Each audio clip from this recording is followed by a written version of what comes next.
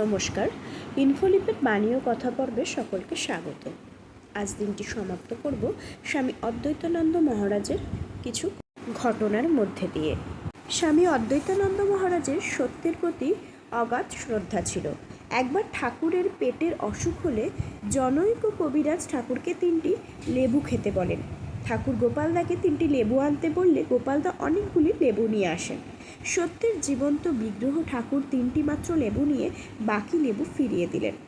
গোপালদা চাক্ষুষ দেখতে পেলেন তিনি যাকে জীবনের ধ্রুবতারা রূপে গ্রহণ করেছেন সেই নিষ্কলঙ্ক চরিত্রের মানুষটির কথা ও কাজের মধ্যে বিন্দুমাত্র অসামঞ্জস্য নেই। এই ভাব তার মনে গভীরভাবে গেঁথে গেছিল। তাই তিনি নিজেও যেমন সত্যনিষ্ঠ ছিলেন, মঠের ব্রহ্মচারীদেরও তেমনি সত্যপরায়ণ হতে বলতেন এবং সেই বিষয়ে উৎসাহ দিতেন। তীর্থ ভ্রমণের দিকে গোপালদার প্রবল উৎসাহ ছিল। শরীর বৃদ্ধ হলেও তার মনোবল ছিল খুব বেশি। সেই মনোবলে তিনি কেদারনাথ থেকে কন্যাকুমারী এবং দ্বারকা থেকে কামাখ্যা পর্যন্ত প্রধান তীর্থগুলি দর্শন করেন।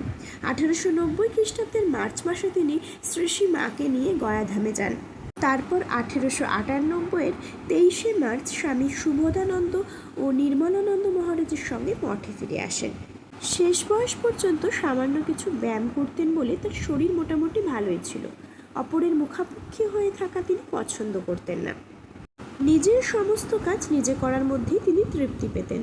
সঙ্গীতে তার বিশেষ অনুরাগ ছিল এবং বায়া তবলায় তার হাত খুব মিষ্ট ছিল। শোনা যায় অন্তিম অসুখের সময় স্বামী অদ্বৈতানন্দ মহারাজের এক অলৌকিক দর্শন লাভ হয়। ঠাকুর গদা হস্তে তার সামনে উপস্থিত হয়ে বলেন, আমি এবারে গদাধর রূপে আবির্ভূত। ঠাকুরের আগমনে সর্বপ্রকার বিবাদ বিচ্ছেদ দূরীকৃত হবে।